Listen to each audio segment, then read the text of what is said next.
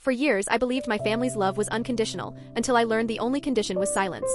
The night I finally spoke up, everything I knew about home, loyalty, and safety shattered in an instant. If this made your day easier, make mine better with a quick like and subscribe. Thank you. My parents disowned me for calling the cops on my golden boy brother, but I had the receipts that showed exactly how far they went to protect him. And once I opened that box, there was no going back. Growing up, I was always branded the snitch. Jake, my older brother, was untouchable. Star quarterback. Full ride to Alabama. The whole town adored him. Me? I was just the sensitive little brother who never understood how the world really works. At least that's what my parents told me every time Jake did something cruel, like when he hurled my Xbox down the stairs or accidentally clocked me in the face during practice. Their response was always the same: don't ruin his career. Stop being dramatic. But last week, I stumbled on something I couldn't brush under the rug. I'd come home early from school with a pounding migraine. The house was too quiet, except for this muffled screaming coming from Jake's room. My stomach sank. I crept closer and cracked the door. What I saw made my blood run cold. Jake had his girlfriend, Emma, shoved against the wall. One hand clamped around her throat. She was sobbing, begging him to stop. And no, this wasn't playful. It was raw, desperate fear. My body just moved. I hit record on my phone, every second burned into the camera roll, and then I dialed 911 with shaking hands. By nightfall, Jake was in handcuffs. By morning, thanks to bail money, he was back home. That's when the real nightmare began. I woke up to the sound of trash bags being stuffed with my clothes. My mom's voice was shrill, venomous. You've destroyed this family. Do you realize what you've done to his future? To our future? My dad didn't raise his voice, he didn't have to. He just looked at me like I was nothing and said, 1 hour. Then you're out. You are no longer our son. I still tried to reason with them. Stupid, I know.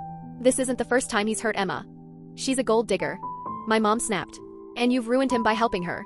And just like that, I was sitting on the curb at 17 years old, surrounded by trash bags full of my life, wondering where I was supposed to go. That's when my phone buzzed. It was Rebecca, Emma's older sister. She'd heard about the police report. Her voice was shaky but urgent. How much do you know? How much do you have? I couldn't even speak through the tears. Maybe she realized I'd been kicked out because the next words out of her mouth were, "Send me your location." 20 minutes later, her beat-up Toyota Corolla screeched up. The ride to her apartment was dead silent. I just clutched my garbage bags, staring out the window until we finally walked inside. That's when Rebecca collapsed. She hugged a pillow like it was her lifeline, tears streaming down her cheeks. I'm sorry. I'm so sorry. Emma never told me how bad it was. I should have known. I should have protected her. I sat there frozen, a homeless teenager in someone else's living room, while this grown woman fell apart in front of me. And then her phone rang. She put it on speaker. Becca, Emma's voice was broken, terrified. He won't stop texting me. He says if I don't drop the charges, he's going to leak our private videos. Rebecca's face went white. He what? He's already sent me 15 messages, Emma whispered. His parents must have given him his phone back. He says he knows where you live. He knows I'm probably there. My chest tightened. Rebecca's eyes flicked to me. Emma, listen to me. OP recorded him attacking you. We have proof. There was silence on the line. Then Emma's voice dropped to a whisper. He has a video? I finally spoke. My throat felt raw. Yeah. The whole thing. Him choking you. You begging him to stop. All of it. Rebecca shot to her feet, pacing the apartment like a woman possessed. The lawyer always said he needed someone inside one of these families, someone who could prove the parents knew. OP, what else do you know? My mind replayed all the accidents swept under the rug. The crying girls at parties. The checks my mom scribbled in the kitchen when she thought no one was watching. The hushed calls with lawyers. All of it. I know everything. Rebecca opened her laptop and whispered. Then we're going to bury them. She was done crying. Her hands flew across the keyboard, creating folders labeled evidence. Emma stayed on speaker, her breathing ragged, while I pulled out my phone and scrolled to the video. Jake's face, crystal clear. His hand crushing Emma's throat. Her sobs. The timestamp, 2:47 p.m. just 3 days ago. Emma, screenshot all his messages, Rebecca ordered. Don't delete a thing. Emma started sending them over, fake apologies, threats, promises that his parents would handle everything.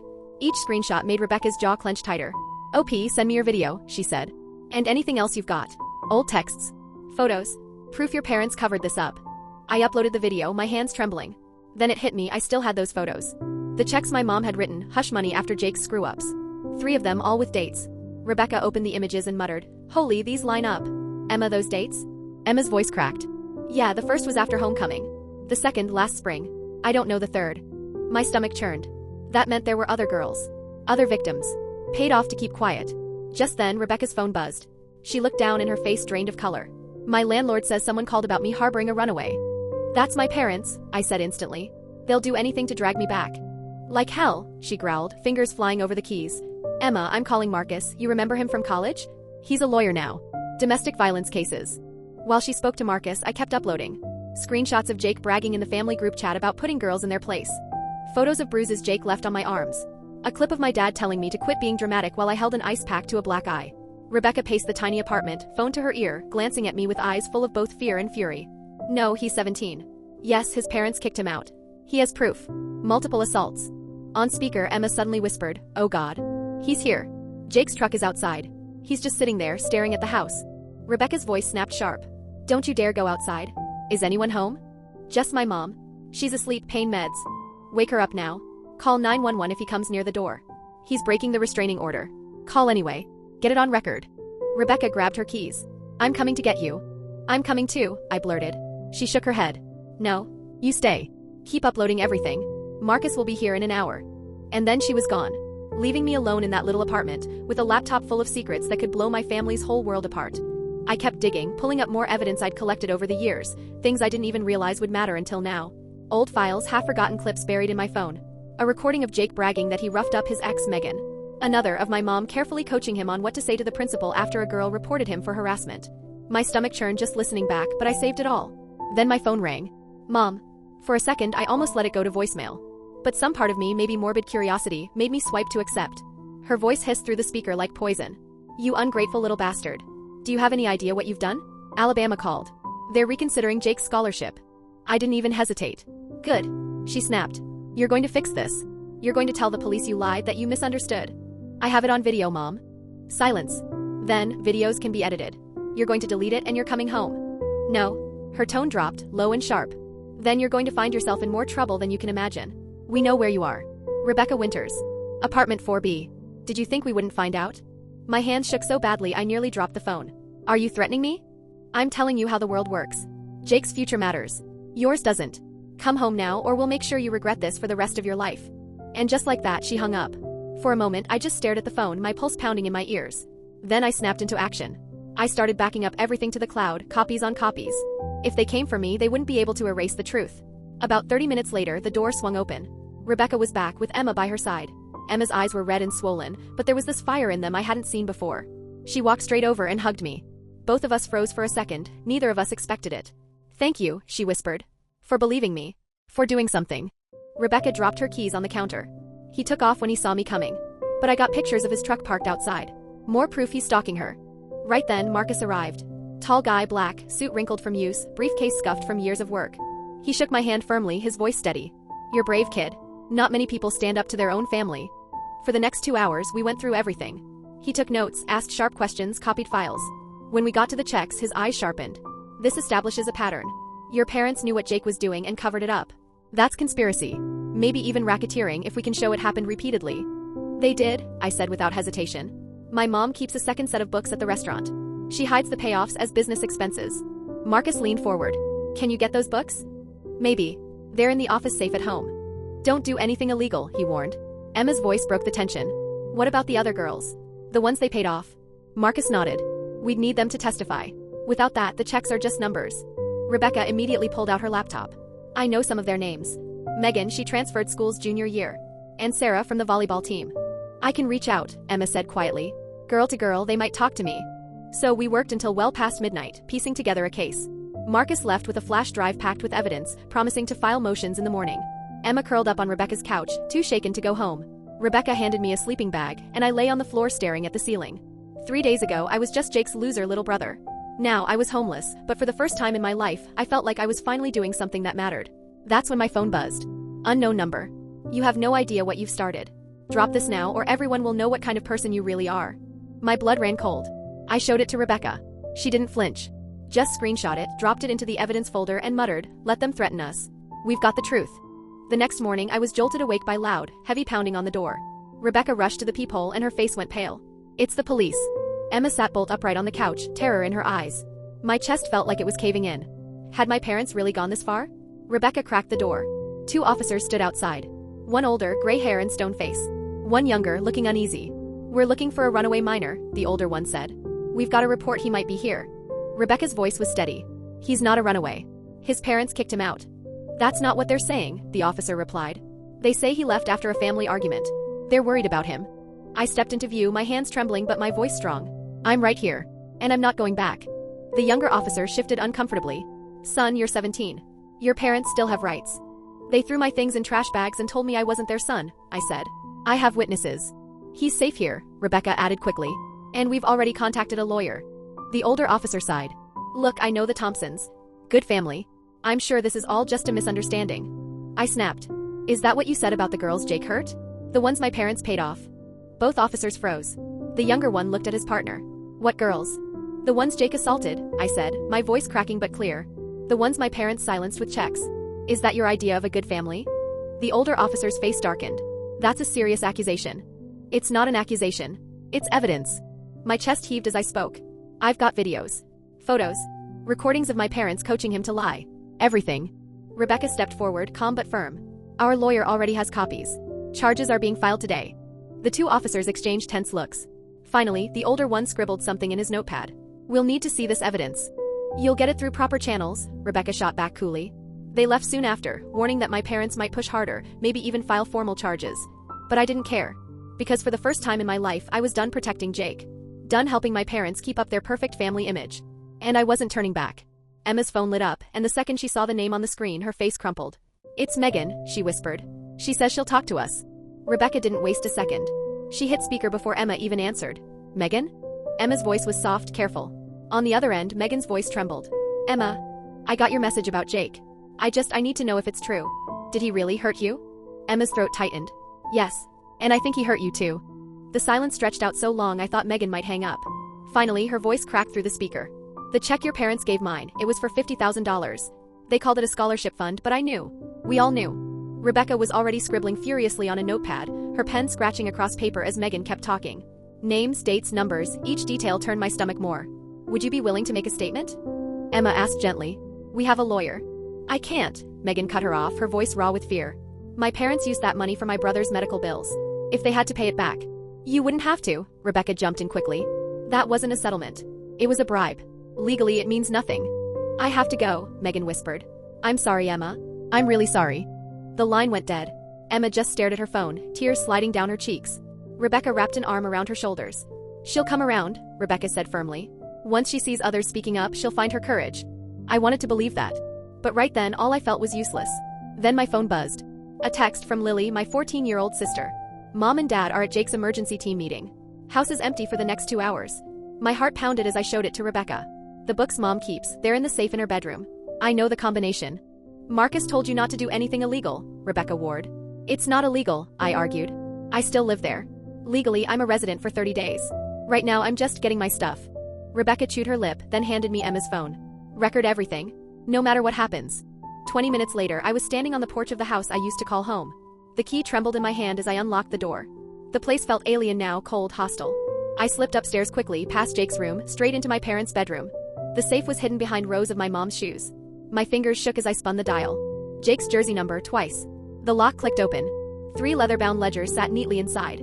I pulled them out, flipping through page after page of my mother's perfect handwriting. Sarah Martinez, $30,000. Megan Chin, $50,000. Ashley Williams, $25,000. So many names. So many girls. What are you doing here? I nearly jumped out of my skin. Spinning around, I found Lily standing in the doorway. Arms crossed, eyes heavy with something too old for her 14 years. They told everyone you attacked Jake, she said flatly. Said you were jealous. That you made up lies to ruin his life. You know that's not true.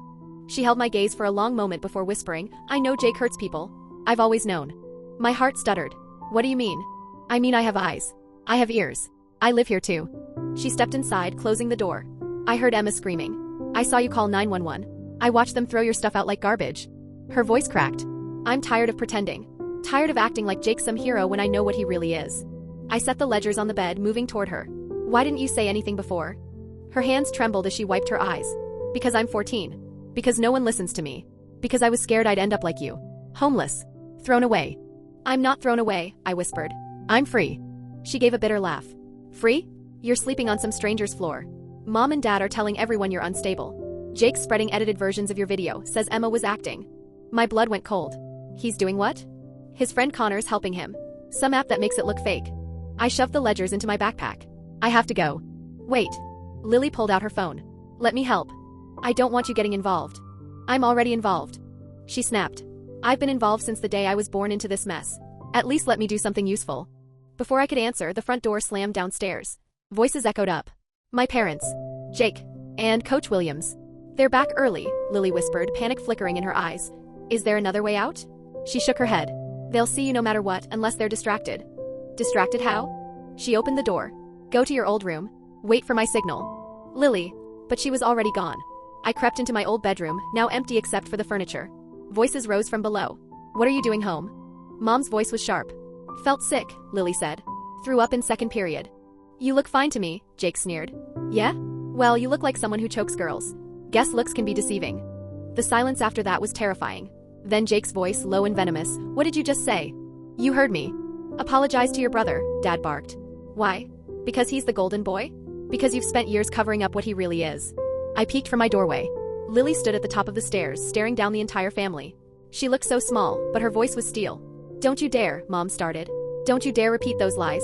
OP didn't tell me anything, Lily shot back. I saw. I heard. I know about Sarah Martinez. I know about Megan Chin. I know about all of them. Coach Williams tried to cut in. Jake's a good kid. Sometimes people. Sometimes what? Lily snapped. Sometimes girls change schools after he hurts them? Sometimes parents take hush money? Don't act like you don't know. Jake started up the stairs. Give me the phone, Lily. No. He lunged. Lily dodged, but he caught her arm and twisted. She cried out. I couldn't hold back anymore. I burst out of my room. Let her go. Jake spun, fury twisting his face. You're supposed to be gone. He shoved Lily aside and came at me, fists clenched. You ruined everything. My scholarship, my future, everything. No, I shot back. You ruined it yourself. He swung, but I'd lived with him long enough to know his moves. I ducked and his fist slammed into the wall. Lily was still recording, tears streaking down her face. Stop it. Mom screamed. Both of you. But Jake was gone, consumed by rage. He grabbed me by the throat, slamming me against the wall. You want to know what I do to people who cross me? Jake, stop. Dad's voice was panicked now. I don't care. Jake roared. His grip tightened. I'm sick of everyone acting like I'm the bad guy. Emma wanted it rough. They all did. They just changed their minds after. I couldn't breathe. Darkness clawed at my vision. But through it, I saw Lily's phone still recording. Coach Williams edged toward the door. My parents stood frozen, paralyzed by the truth they couldn't hide anymore. Then Jake's phone rang. The sound jolted him just enough that his grip loosened. He yanked it out, saw the name on the screen and froze. Connor. He answered. What do you mean you're not? No. You can't do this. We're brothers, man, Connor. His face twisted through confusion, anger, then raw fear. You can't back out? You can't. He hurled the phone against the wall, shattering it. What happened? Coach Williams demanded. Connor's done, Jake spat. He won't edit the videos anymore. Says he's done lying for me. Jake whirled on me, eyes wild. This is your fault. You turned him against me. No, Lily said, her voice steady. You did that yourself. She held her phone high. And now everyone will know. You just confessed. On camera. Jake lunged again, but Dad finally stepped in, grabbing his arm. Enough. You're making this worse. Worse? Jake laughed, unhinged. My life's already over. We'll fix this, Mom insisted desperately. We always fix things. We just need to. What? I cut in. Pay Lily off too? How much is her silence worth, Mom? Another 50 grand? 100? Don't be dramatic, she snapped. Lily's family. She won't say anything. So was I said coldly. Until yesterday. Lily stepped beside me, her chin lifted high. I already sent this video to OP's lawyer. To Rebecca. To Emma. It's done. The room erupted. Mom screaming, Dad trying to calm things down, Coach Williams muttering as he slipped out the door. And Jake. Jake just stared at the shattered pieces of his phone, like they held the last scraps of his future. I grabbed Lily's hand. We're leaving. Mom blocked the doorway. She's a minor. She stays. You just watched your son assault both your children, I snapped. What do you think CPS will say about that? Her face drained of color. Dad held up his hands. OP, take what you came for and go. But Lily stays here. No, Lily said firmly. I'm going with him. You don't get to decide that. Mom screeched. Then call the police, Lily shot back. Explain the bruises Jake left on me. Explain why your kids are running from this house. We pushed past them. Jake lunged again, but I shoved him back. It's over, Jake. No more cover-ups. No more hush money. No more victims. His voice dropped low, shaking with rage. I'll kill you for this. I swear to God. Jake. Dad barked. Shut your mouth. But it was too late. Lily had captured every threat. Every confession. We walked out together, me with the ledgers, her with the videos. For the first time in our lives, we weren't alone. We had each other's backs. Connor's truck was parked sideways across our driveway like a barricade. My stomach dropped. Great, another wall to push through. He climbed out fast with both hands up, eyes red-rimmed, shoulders slumped like he'd been carrying a piano all night. I'm not here to fight, he blurted. I need to talk to you. Move your truck, I said. Please. 5 minutes. I have something you need to hear. I glanced at Lily. She gave me the tiniest nod. 5 minutes. Up close, Connor looked wrecked, stubble, dark circles, guilt hanging off him like a wet hoodie. I've been Jake's friend since we were kids, he said, voice hoarse. I always knew he was intense. I told myself it was just competitiveness. I told myself the girls were exaggerating. I told myself your parents were just protecting him from gold diggers. He swallowed hard. And now I realize I've been helping a monster. He pulled out his phone. Jake asked me to edit that video, make it look consensual, add filters so it seemed staged.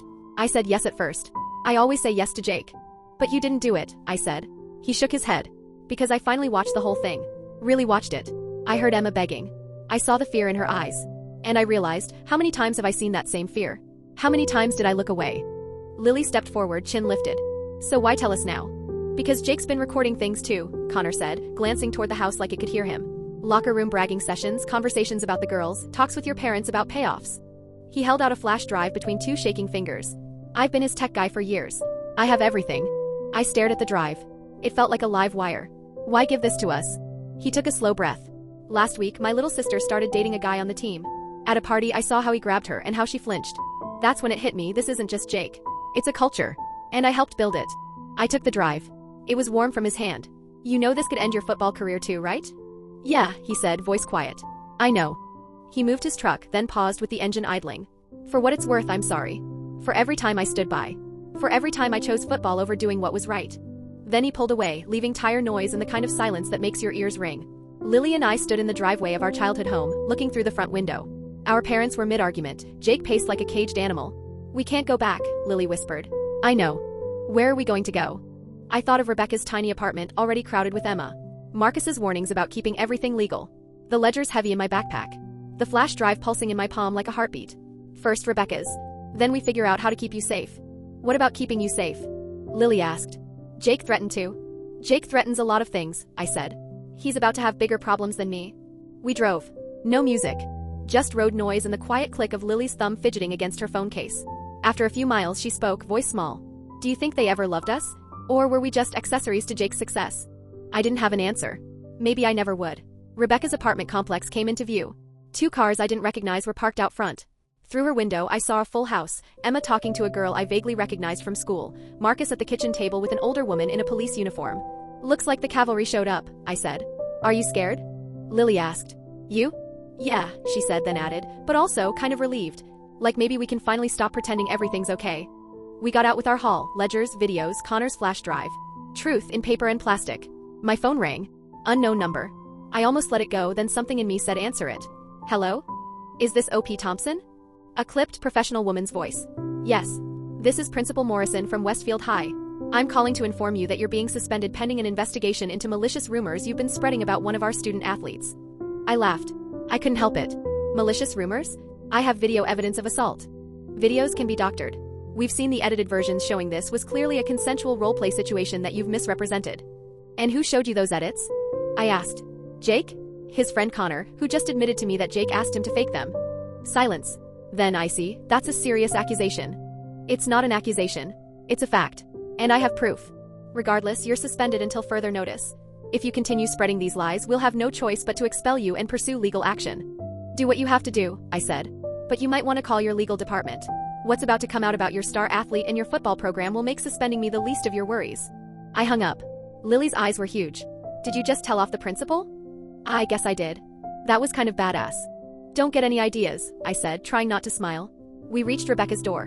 Before I could knock, it flew open. Rebecca stood there, hair messy, eyes fierce. Thank God you're okay. We saw Lily's video. Are you both hurt?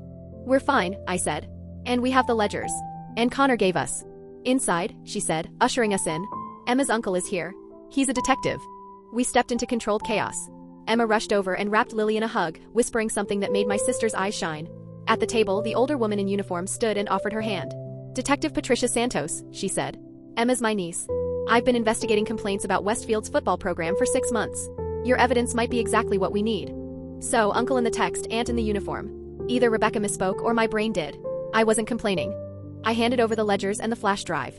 There's more. My mom keeps records of payoffs. My dad's tight with boosters who help bury things. Coach Williams knows everything and does nothing.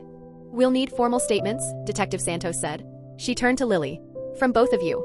I'm 14, Lily said. Don't my parents have to be present, given they're part of what you're investigating and you have video of them watching an assault? We can work around that, the detective said gently. We'll make sure you're protected. Marcus looked up from the ledgers, eyebrows raised. This is extensive. Your mother documented everything, names, dates, amounts, even notes on what each payment was for. She's always been meticulous, I said, bitterness catching in my throat. Her meticulousness is going to put her in prison, he replied. The girl who'd been talking to Emma stood. I recognized her now, volleyball jacket, quiet eyes. I'm Sarah Martinez, she said. I was one of the first they paid off. Sophomore year, first period. I want to help. I want to testify. That's brave, Detective Santos said. We'll coordinate with the DA. Multiple victims willing to come forward will strengthen the case. Lily's voice was barely above a whisper. How many are there? Detective Santos' face tightened. Based on our preliminary investigation? At least a dozen in the past 4 years. Possibly more. The room went so quiet I could hear the refrigerator hum. I looked at Lily, at Emma, at Sarah, 3 different faces carrying the same kind of hurt, and I felt the floor tilt under me. A dozen. Maybe more. And this time, there would be nowhere left for them to hide. My phone buzzed on the table. Mom calling. I hit decline. It rang again instantly, vibrating like it wanted to rattle a hole through my hand. You should answer, Marcus said calmly. Record it if you can. So I did. I swiped, put it on speaker. Bring your sister back right now. Mom's voice screeched so loud everyone in the room winced. I don't care what you do with your life, but you will not drag Lily into your delusions. They're not delusions, Mom. You know they're not. I know you're destroying this family. She snapped. Your father's business partners are calling non-stop. Reservations at the restaurant are being canceled. You're ruining us. I felt the heat rising in my chest. No, Mom. You ruined yourselves when you decided Jake's football career was worth more than his victim's safety. They were compensated, she hissed. They agreed to the terms. You mean you paid them off to stay quiet about crimes? That's called witness tampering. Mom, it's illegal. Her tone dropped to ice. Don't you lecture me about illegal. You broke into our house. You stole from us. I took evidence of your crimes. And I was retrieving my belongings from my legal residence. You have no idea what you've started, she spat. The people who support this team who've invested in Jake's future, they won't let you destroy everything they've built. Is that a threat? I asked. It's a promise. Bring Lily home. Or what? I snapped. You'll throw her clothes in garbage bags too? Tell everyone she's mentally unstable? Pay someone off to shut her up? The line went silent. Then Dad's voice came through, calmer but dripping with control. Son, please. Let's talk about this rationally. Come home. Bring Lily. We'll work something out. We'll get you help for these jealousy issues. We'll make sure you graduate. We'll even help with college. I don't want your help, I said. I want justice for the girls Jake hurt. They got justice, Dad said smoothly. They got paid. Money isn't justice, Dad. It's a bribe. You ungrateful, he cut himself off. When he spoke again, his tone was like steel. Fine. You want to play hardball? Your college fund is gone. Your car insurance is canceled. Your health insurance ends tomorrow. Your phone will be shut off by tonight. Let's see how long you last in the real world without our support. I didn't hesitate. I'll last longer than you will in prison. And I hung up. The apartment was dead silent for a beat. Then Detective Santos leaned forward, her eyes sharp. That was well handled. And recorded? Every word, I said. Good. Now let's talk next steps. We need to move fast before they can shred more evidence or scare more witnesses. As she laid out the plan, I felt Lily's hand slip into mine. My little sister, who'd found steel in her voice when the whole family tried to break her. Around us, the apartment buzzed with a new kind of energy. Emma and Sarah sat together, comparing memories, finding courage in each other's scars. Rebecca was already making calls, reaching out to more girls. Marcus hunched over the table, drafting motions, cross-checking dates against the ledgers. Then my phone buzzed one last time before the service cut off. A text from an unknown number. You think you've won, but this isn't over. Jake has friends. The team protects its own. Watch your back. I showed it to Detective Santos. She took one look and added it to the growing stack of evidence. Let them threaten, she said. Every message, every scare tactic, just more proof. As the hours ticked by, more faces appeared at the door. Megan Chen, finally finding her courage. Ashley Williams, Coach's own daughter, voice shaking but determined to tell the truth about her 16th birthday party. Others I didn't even know by name, drawn by whispers and screenshots, each carrying their own heavy story. Rebecca's living room, once meant for one, now held a dozen survivors. The air was thick with pain but also with something stronger, resolve. And at the center of it all, the ledgers, the videos, the recordings. A mountain of truth written in my mother's perfect, damning handwriting. We're going to need a bigger space, Rebecca muttered, scanning the packed room. I might be able to help, a new voice said from the doorway. We all turned.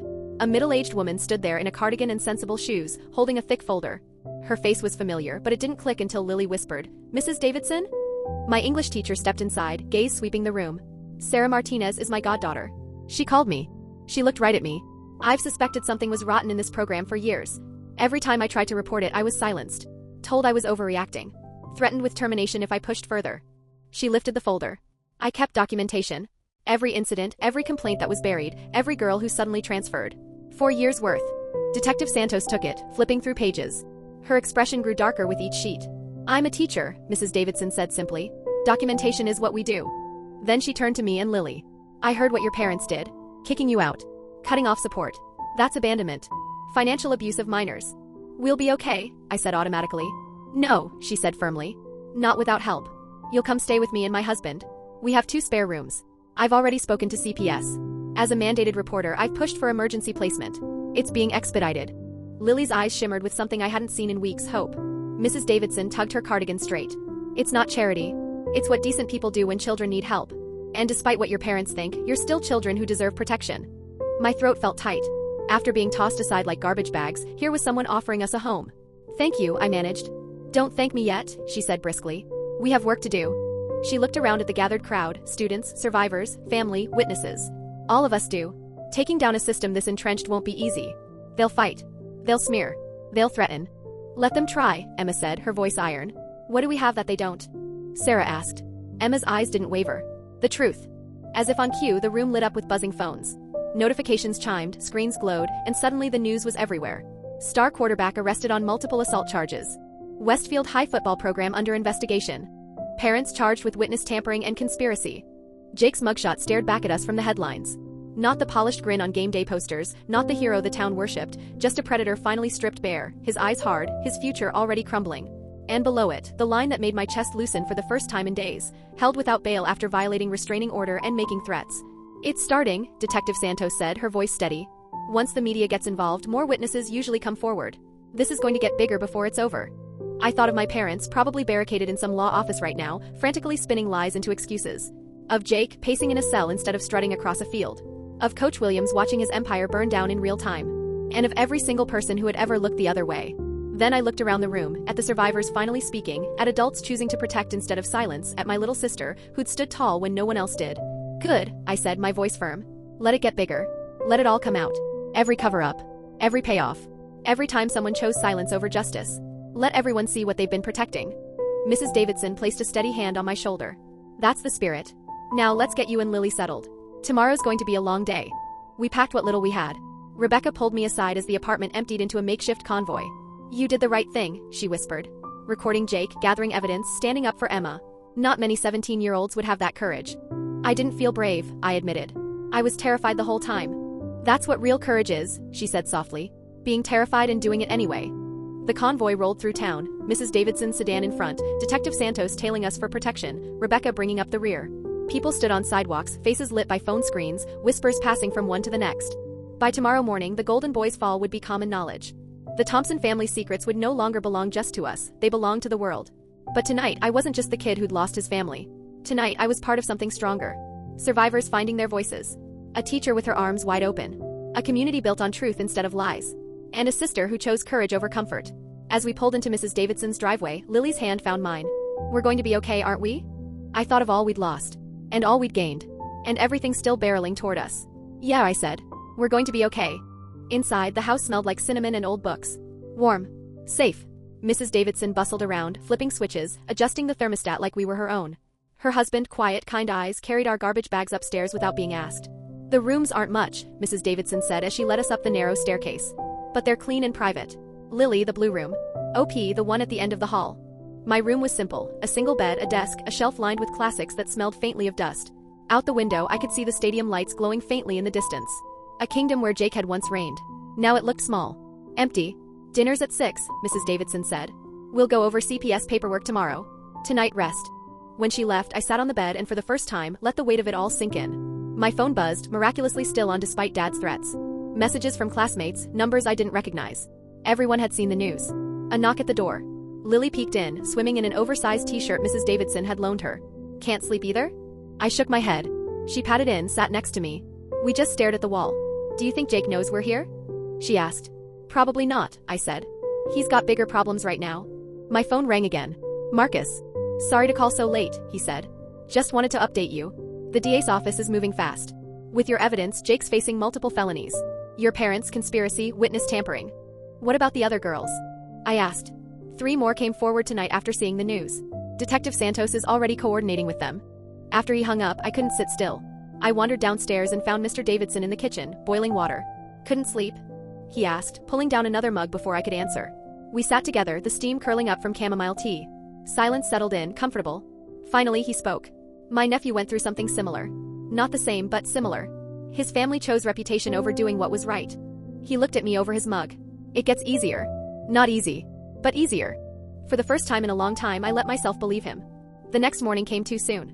My stomach was still in knots from the night before as Mrs. Davidson pulled her sedan into the school lot. Lily and I barely had time to settle before we were summoned straight to the principal's office. Principal Morrison sat behind her desk, dark circles under her eyes, her hands folded too tightly in front of her. She looked like she'd aged a decade overnight. The suspension has been lifted, she said flatly. No greeting. No apology. Just tired words. Given the developments in the situation. You mean given that you can't suspend me for telling the truth about crimes? I asked. Her jaw clenched so hard I thought her teeth might crack. There will be an assembly today addressing the situation. Counselors will be available for any students who need support. What about the football team? Suspended. Pending investigation. All of them. I thought of Connor, who'd finally stepped up. Of the teammates who'd laughed, looked away, or cheered Jake on. The system that had sheltered them all was finally cracking. The rest of the day felt surreal. Whispers chased me down hallways. Some kids swerved away like I carried a plague. Others gave me small nods, silent thanks. A few girls I'd never spoken to stopped me, whispering thank you before rushing off. In English, Mrs. Davidson taught like nothing had changed, but I caught her eyes flicking toward me more than once. When the bell rang, she asked me to stay behind. The CPS worker will be at the house at 4, she said gently. They'll need to interview you and Lily separately. Will they try to send us back? She looked me dead in the eye. Over my dead body. At lunch, I sat alone until Sarah Martinez slid her tray across from mine. Mind if I sit? I gestured at the empty seats. She picked at her food for a minute before speaking. I never thanked you. For being the first to actually do something. I just recorded what I saw. She shook her head. No. You chose to act when everyone else chose to look away. That matters. Soon Megan Chin joined us. Then Ashley Williams. Then more girls, faces I only knew in passing, now united by scars we could finally name. We didn't talk much. We didn't need to. Just sitting together felt like rebellion. My phone buzzed. Unknown number. Against my better judgment, I answered. Is this OP? A male voice, nervous, breath quick. Who's this? I was on the team. You don't know me. But I need to tell someone. Coach Williams, he gave us stuff. Not just steroids. Other things. Stuff that made you aggressive, made you not care. My chest tightened. Why are you telling me this? Because I've been taking it for 2 years. And last week his voice cracked. I almost hurt my girlfriend. Just like Jake. And I realized, what if it's not just him? What if he's just the worst of us because he takes the most? I stepped outside into the cold air. What's your name? Alex. Alex Chin. Megan's cousin. Are you willing to talk to the police about this? Long silence. Then yeah, I think I am. I gave him Detective Santos's number. When the call ended, my head spun. It wasn't an excuse for Jake. Plenty of guys took whatever coach handed out and didn't assault anyone, but it was another piece of the puzzle. After school, I found Lily by Mrs. Davidson's car, surrounded by freshman girls. Your brother's really brave, one of them said. My sister graduated 2 years ago. She said everyone knew about Jake, but nobody would do anything. Lily's eyes found mine. A small, shy smile curved her lips.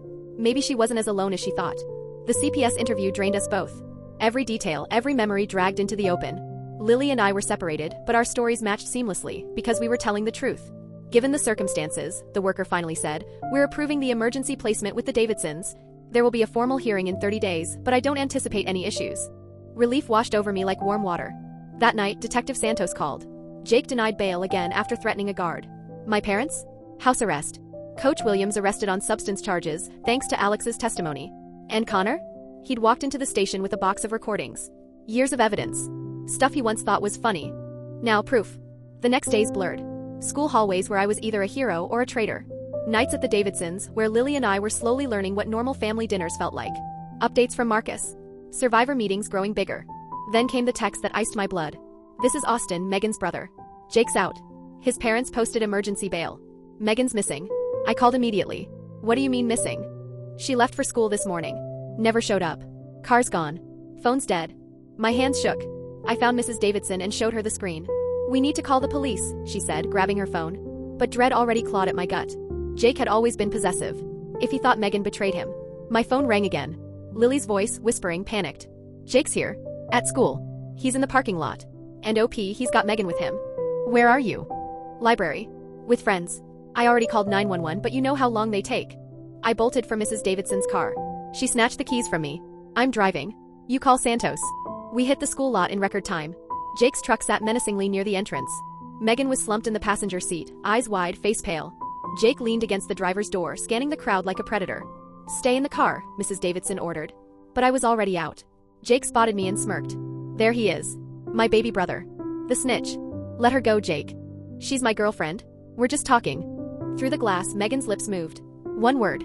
"Knife." "The police are coming," I said. "You're violating bail just by being here. You think I care?" His laugh was jagged, desperate. "You already ruined my life. Might as well finish the job." He yanked Megan toward him, flashing the knife. She whimpered, struggling against his grip. Cars screeched into the lot. Connor's truck blocked Jake in. Rebecca's Corolla spilled Emma and 3 more girls onto the pavement. Parents ran up, shouting. The circle was closing. Jake's eyes darted wild, sweat dripping down his temple. "Back off. All of you." "Jake, please," Megan sobbed. "You're hurting me. I bought you jewelry. I treated you like a princess. And you betrayed me just like the rest." Sirens wailed closer, louder. "You won't do it," Connor called, stepping forward. "You're not a killer. You're just a bully. And your game's over." "Shut up." Jake snarled. "You betrayed me too." "No," Connor said evenly. "I finally stopped enabling you. That's the difference." Police cars swarmed the lot, doors slamming, weapons drawn. Detective Santos's voice boomed from a megaphone. "Drop the knife. Let the girl go." Jake looked at me one last time, eyes blazing. "This is all your fault." Then he shoved Megan away and raised the blade, not toward her. Toward himself. "Jake, no." I surged forward just as officers tackled him. The knife skittered across the asphalt, spinning to a stop under a cruiser. Megan collapsed into Austin's arms, sobbing. Jake writhed on the ground, cuffed, howling threats. "I'll kill you." He screamed at me, voice cracking. "I'll kill all of you." The cops dragged him to his feet, his words echoing across the stunned parking lot. "Everyone needs to clear out," Detective Santos barked. "This is a crime scene." As the crowd thinned, Lily appeared beside me, pale and trembling. "Is it over?" She whispered. I don't know." Mrs. Davidson slipped an arm around both of us, her voice steady and warm. "Come on. Let's go home." That night, every news channel was the same. Jake's second arrest. The knife. The threats. My parents shown being led away in handcuffs again, this time for trying to intimidate witnesses. Apparently, they'd been calling the other victims' families, pressuring them into silence. "The whole house of cards is falling," Mr. Davidson muttered as he clicked the TV off. The next morning, Marcus called. His voice was brisk, clipped, but with an undercurrent of satisfaction. Jake's being charged with attempted kidnapping, assault with a deadly weapon, and making terrorist threats. He won't be getting out again. I exhaled slowly. What about my parents? Their bail's been revoked. They're being held pending trial. I should have felt relieved. Instead, all I felt was empty. School was canceled for the rest of the week. Lily and I drifted through the days at the Davidsons' house, learning how to exist in the quiet. Victims came by: Emma, Sarah, Megan. We didn't dissect the case, didn't relive the details. We just sat in the same space, breathing the same air, letting shared survival be enough. Connor showed up Thursday, looking like he hadn't slept in a week. "I wanted to apologize," he said, wringing his hands. "For all the years I stood by. For all the times I could have stopped him." "You can't apologize to me," I told him. "I'm not the one he hurt." He nodded, eyes heavy. Would the girls talk to me? "I want to apologize to them." "You'd have to ask them."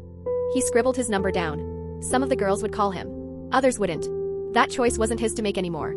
Friday brought another curveball. A woman arrived at the door, polished and professional. Jake's court-appointed attorney. "Jake wants to make a deal," she explained. "He'll plead guilty to all charges in exchange for a reduced sentence. But he has conditions."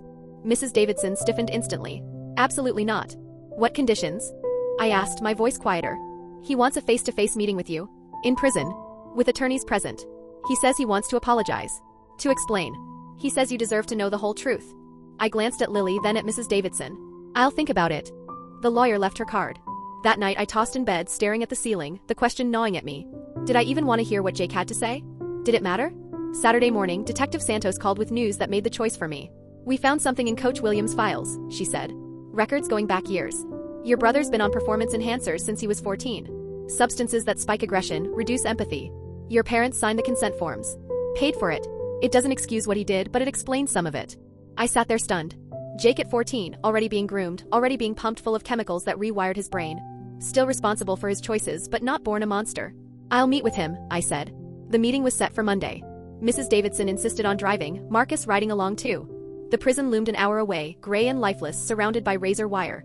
Jake shuffled in wearing orange, thinner than I remembered. Smaller. The arrogance was gone. What replaced it looked a lot like fear. "Hey," he said softly. "Hey." We sat across a metal table, lawyers flanking both sides. "I'm sorry," Jake started. "I know it doesn't fix anything. But I'm sorry." "For what exactly?" I asked. "For all of it. Hurting Emma. Hurting those girls. Trying to hurt you. Hurting Lily. For becoming what I became. What you became you chose. I know." He looked at his hands, shackled and trembling. I chose to hurt people. That's on me. But do you remember when I was 14? When I started the injections? The steroids? Not just steroids. Other stuff. Stuff that made me feel invincible. Stuff that made me stop caring about consequences. Coach said it'd make me a better player. Mom and Dad said it would secure my future. His voice cracked. That's not an excuse. But I need you to know the brother you remember? The one who taught you to throw a football when you were 6? The one who defended you from bullies? He was real. Before the drugs. Before the pressure. Before I lost myself. Memories flickered, Jake helping with homework, ruffling my hair, laughing at dumb jokes. When had it all gone so wrong? I'm pleading guilty, he said finally. All of it. Minimum of 25 years. I'll be 45 when I get out. My life's over. And I know the girls I hurt, their lives will never be the same. I can't undo it. All I can do is make sure I never hurt anyone again. Then why did you want to see me? He was quiet for a long time. Because you're my brother. Because you tried to save me even in that parking lot. Because I wanted you to know I understand now I was wrong. And because I wanted to ask you something. What? Look after Lily. She's going to need you. And maybe write me someday. Not now. Not soon.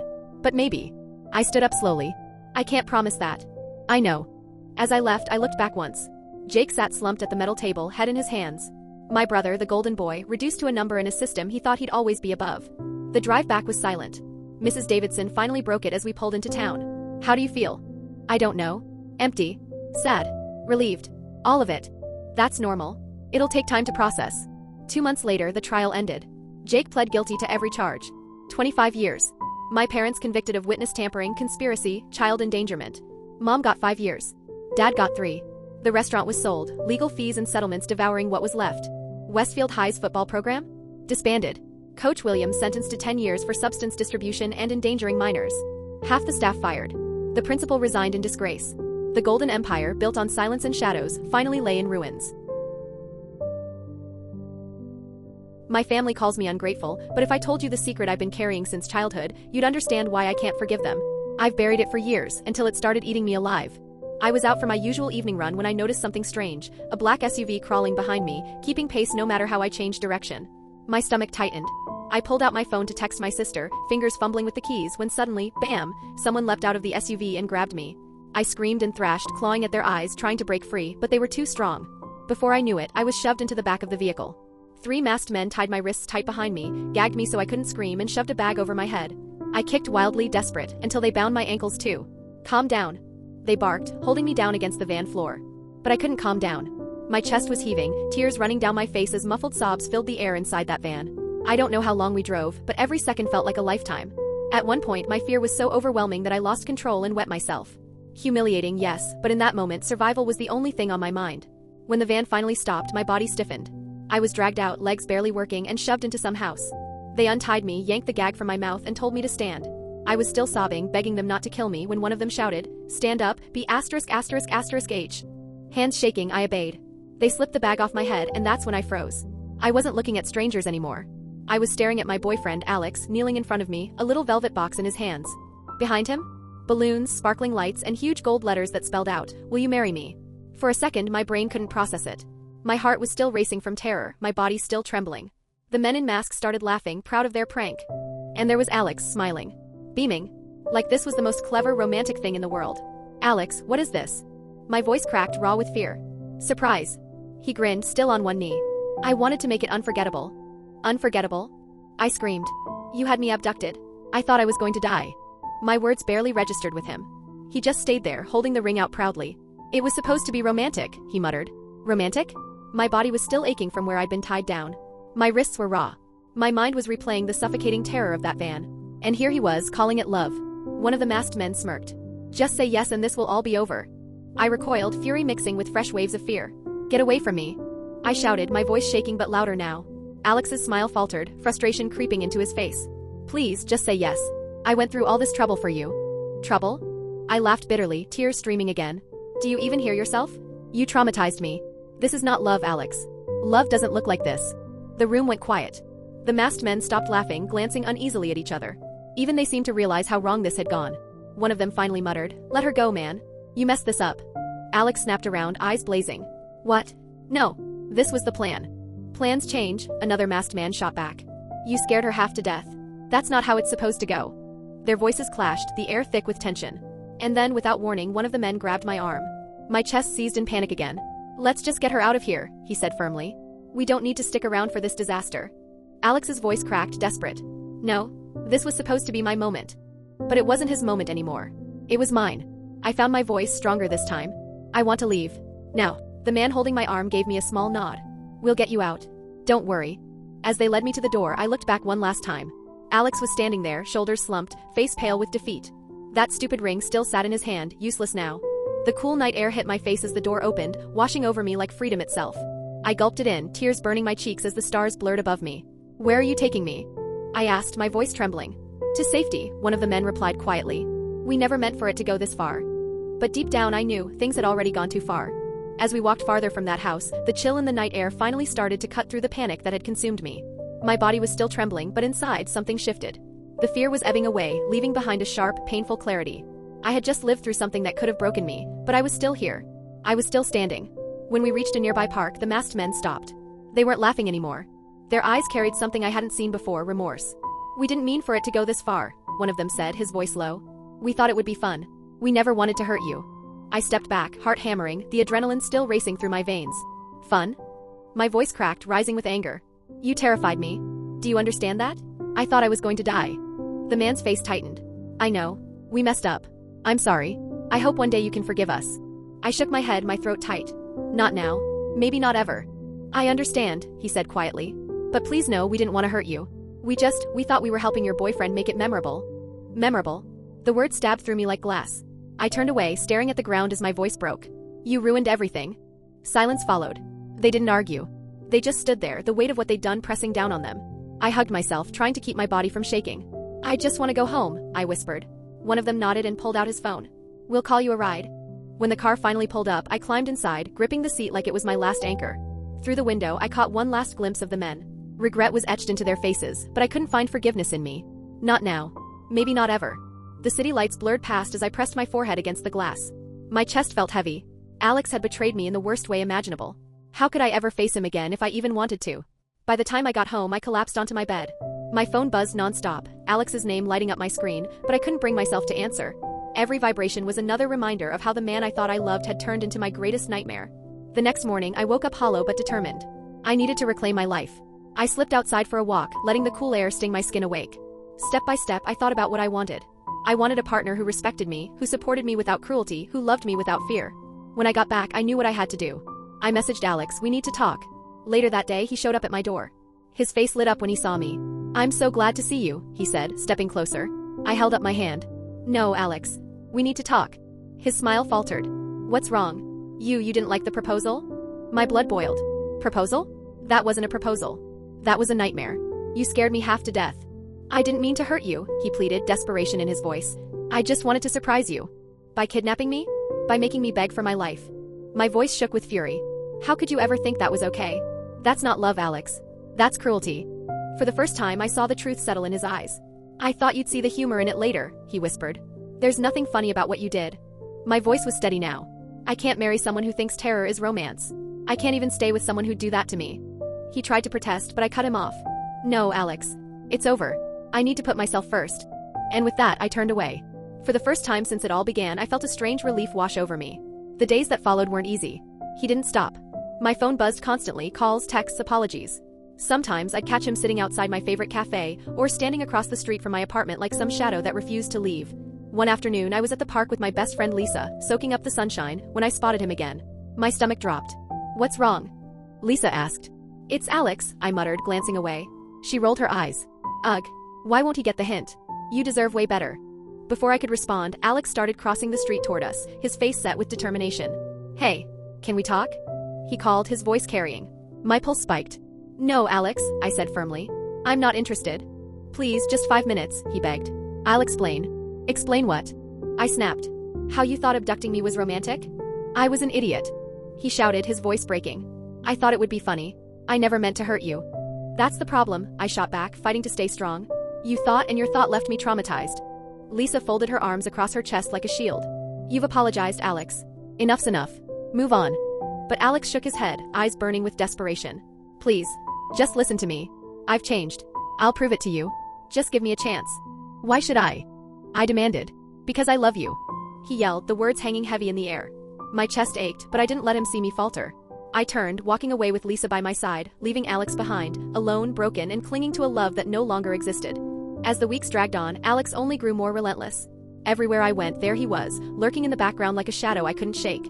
Coffee shops, the grocery store, even my gym. If he wasn't showing up himself, his friends were reaching out. "He's really sorry," they'd text me. "You should give him another chance." I felt cornered, pressured, trapped between guilt and anger. I didn't want to hurt him, but I refused to crawl back into a relationship built on fear. One evening, Lisa and I walked into a friend's party, music thumping through the walls. The moment I stepped inside, my stomach dropped. Alex was there, laughing with his buddies as if nothing had ever happened. "Are you okay?" Lisa asked, catching my expression. "No, I'm not," I admitted, my throat tight. "I can't keep running into him like this." And as if on cue, he spotted me. His face lit up like Christmas morning. "Hey," he said, walking toward me, voice soft, almost pleading. "Can I talk to you?" "Not now, Alex." "Not here," I said, trying to keep my voice steady. "Please. Just 5 minutes." I glanced at Lisa. She gave me a little nod. Against my better judgment, I agreed. He led me outside into the cool night air. Away from the music, it was just the two of us. His eyes searched mine.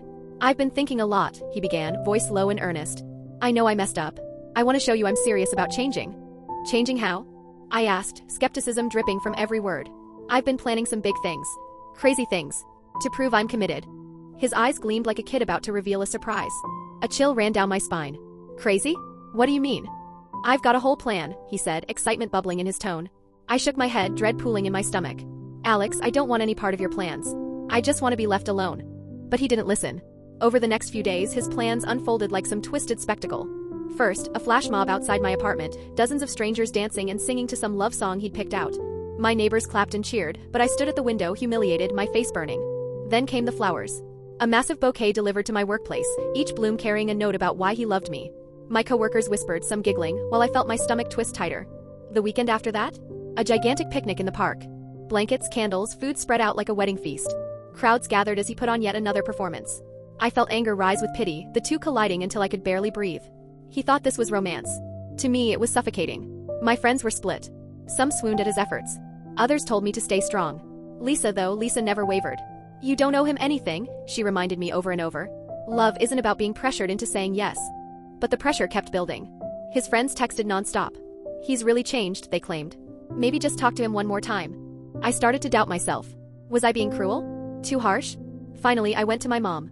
I poured everything out, every message, every stunt, every ounce of pressure I was carrying. She listened quietly, then placed her hand over mine. "Honey, you have to trust your instincts," she said softly. "If something feels wrong, it probably is. Don't let anyone push you into a decision you're not ready for." Her words pierced through the fog in my head. She was right. I had to trust myself. I took a deep breath and made a silent promise. I would not back down. Summer rolled in, and Alex's antics escalated from embarrassing to downright unbearable. One afternoon, he showed up at my workplace dressed as a clown. Face paint, floppy shoes, the whole thing. My office roared with laughter. But me? I wanted to disappear into the floor. "Is this really necessary?" I asked, my voice barely hiding my fury. "I just wanted to make you smile," he replied, beaming through the painted grin. "Please give me one chance to show you I can be the guy you want." My heart ached, but I couldn't erase the terror he'd once put me through. No balloon animal or pratfall could cover that. And then came the final straw. One night, he climbed onto the roof of a downtown building. A massive banner unfurled behind him. "I'm sorry. Will you marry me?" People below stopped in their tracks, gawking. Some even cheered. Cameras flashed. Social media lit up like wildfire. My phone buzzed non-stop with messages from friends, co-workers, even relatives who had seen it on the local news. I rushed to the scene, my chest tight with panic. And there he was, perched on the edge of the roof, arms spread wide, grinning like he'd conquered the world. "Look," he shouted down to me. "I did it. I'm serious about you. Alex, get down from there." I yelled, my voice raw. "Just say yes." He screamed back. "That's all I need to hear." My hands shook. "Do you even hear yourself? You're acting like a child. This isn't how love works." His smile wavered. "What do you mean?" "I'm not going to say yes because you put on a show," I cried, my throat tight with tears. "You think this is love? This is a nightmare. You've scared me, humiliated me, and pushed me further away." The crowd murmured. People exchanged looks, the spectacle souring before their eyes. Alex glanced down, the realization finally sinking in. His face crumpled. "I just want you back," he said softly, almost to himself. "I can't trust you," I said, my voice breaking. "Not after everything." His eyes filled with pain. "I didn't mean to hurt you. I thought I could make you see how much I love you." "You're not showing love, Alex," I whispered. "You're trying to control me." For the first time, I saw the truth land in his eyes. His shoulders slumped. "I don't know how to fix this," he said, voice hollow. "Maybe you start by listening to what I need," I replied. "And what I need is space.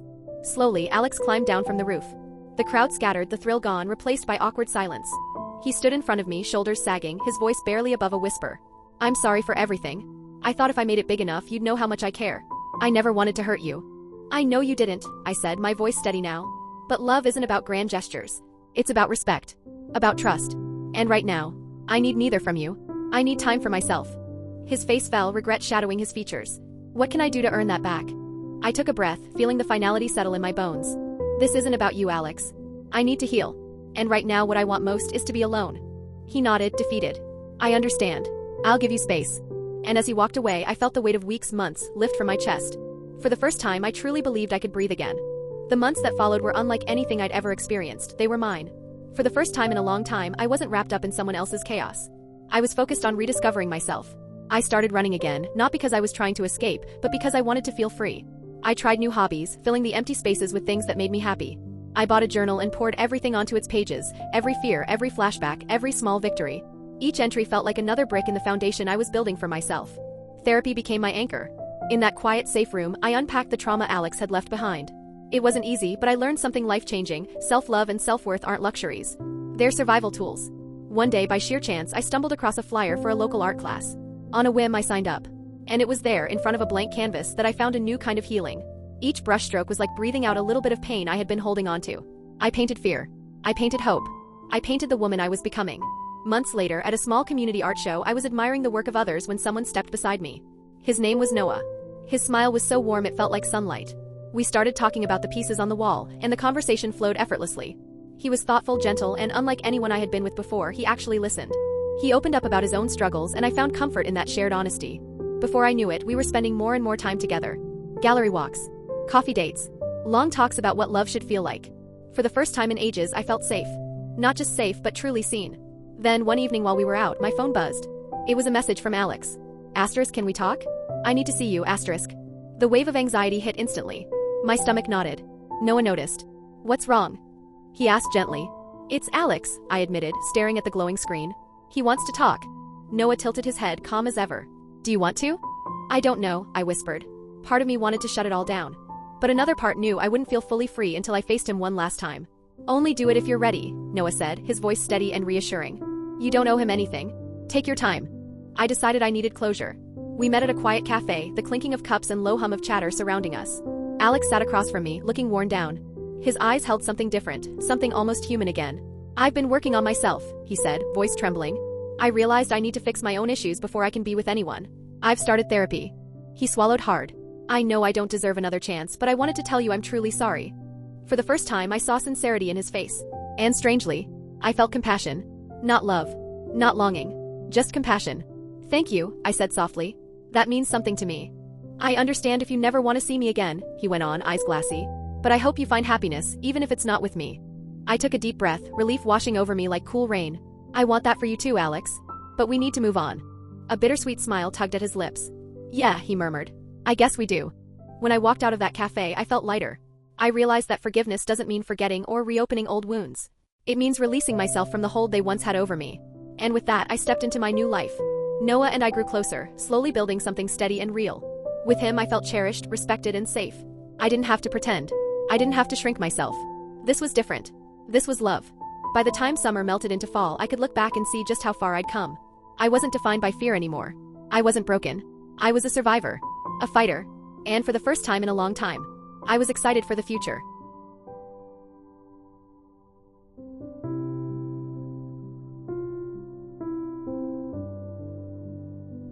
My family thinks I'm the reason everything fell apart, but they don't know the truth. They don't know what I uncovered or how far I went to make them pay. I can't live with this secret anymore.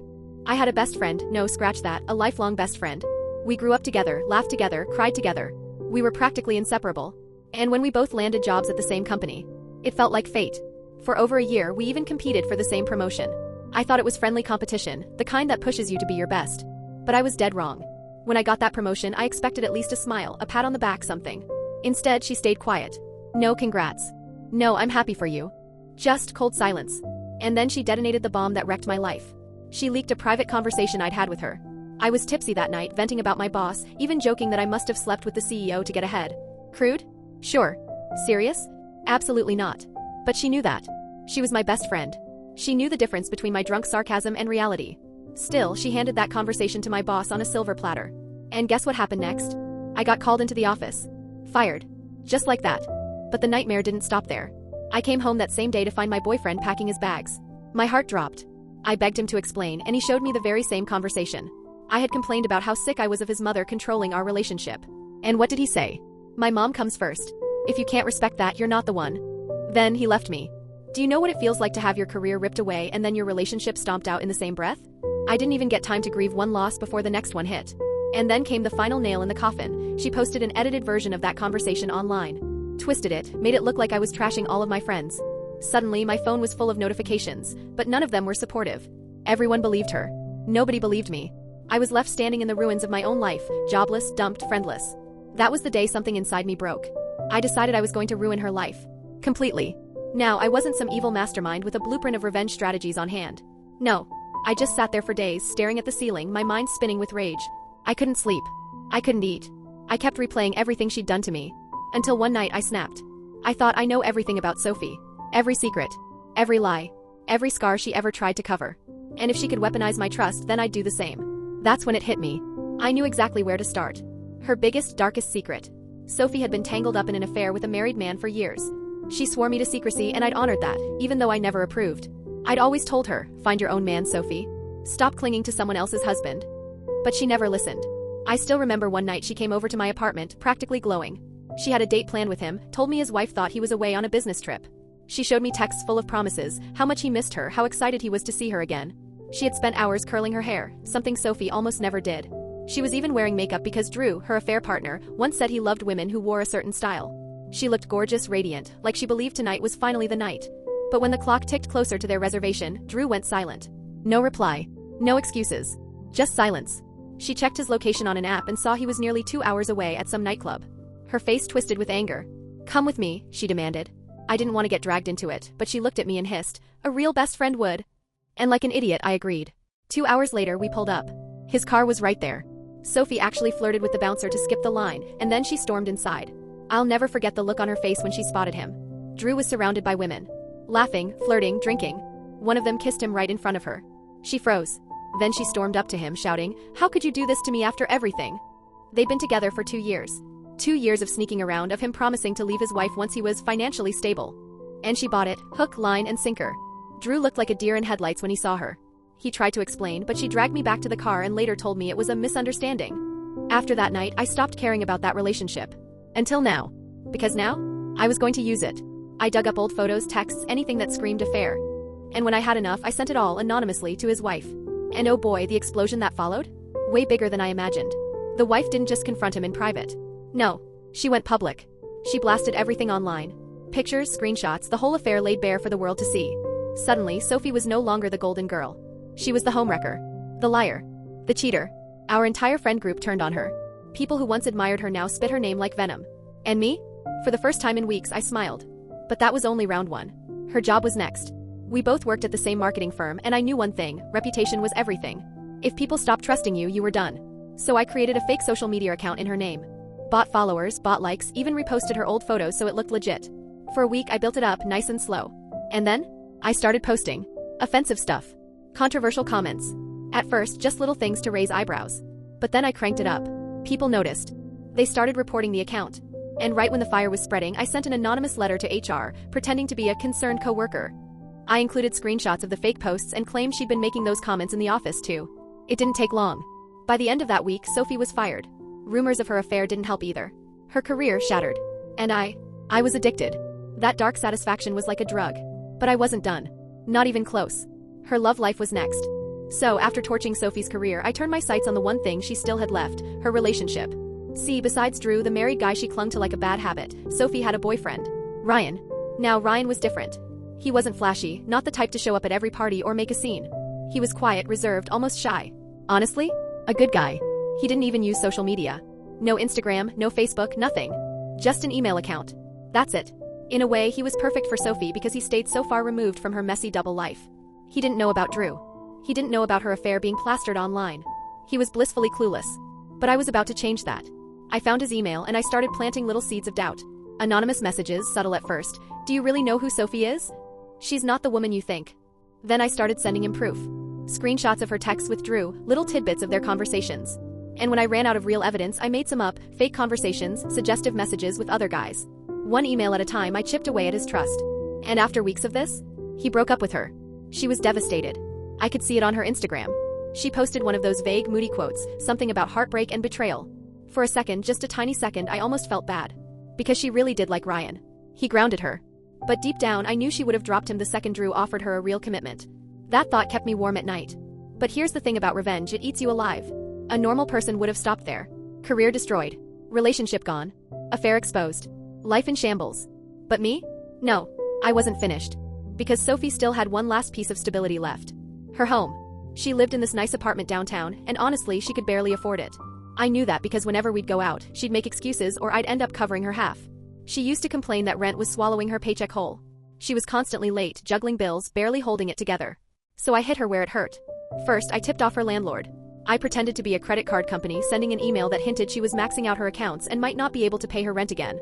Then I got dirtier. I started spreading rumors around her building. I whispered that she was mentally unstable, that she was having meltdowns because of the affair drama. Neighbors started to complain. They said they were worried about her, scared of what she might do. And her landlord? He wanted no part in it. So he evicted her. Just like that. With no job, no boyfriend, no affair to cling to, and now no home. Sophie had nothing. She bounced from couch to couch, crashing with friends until even they started pushing her away. She was toxic, radioactive. Nobody wanted her around. And me? I had taken everything from her. The way she had taken everything from me. For the first time, I felt like I was on top again. People in our friend group started hanging out without her, pretending she never existed. And when Ryan, sweet, oblivious Ryan, reached out to me for brunch, thanking me for being such a real friend to him, I couldn't help but smirk. I even let myself think, maybe I won. Maybe this is what victory feels like. But that's the thing about revenge. The satisfaction? It doesn't last. Over time, it started to rot inside me. I checked Sophie's social media daily, desperate to see more proof of her misery. I obsessed over her life so much that I started neglecting my own. Ryan eventually stopped talking to me, said he couldn't handle how every single conversation circled back to Sophie. Even on dates, I was ranting about her instead of, actually being present. And the new job I had landed? I should have crushed it. I was qualified, I had the experience. But my performance tanked because all my energy went into monitoring Sophie's downfall instead of doing my actual work. I had become bitter, angry, hollow. Just like her. One evening, I was sitting alone in my apartment, TV on, some random sitcom playing. But I wasn't even watching it. I caught my own reflection in the black screen when the credits rolled. And I didn't recognize the person staring back at me. I had won the war. But at what cost? Then one day I saw her. Sophie. Sitting by herself in a coffee shop, staring down at her phone. She looked small. Fragile. Her hair was a mess, her face pale, her eyes empty. She didn't notice me. And I didn't approach her. But I stood there, frozen, something twisting in my gut. Because she wasn't the confident, radiant woman I once called my best friend. She was a shadow of herself. A shell. And for the first time since this all began, I didn't feel triumphant. I felt empty. I had destroyed her life. Completely. But in the process, I had destroyed myself too. That's when I realized the ugly truth about revenge. It doesn't just destroy your enemy. It destroys you too. And now I'm left asking myself the question I can't answer. Was it worth it? Thanks for watching. Today's train wreck is over, but tomorrow's ride is already on track. Subscribe so you don't miss it.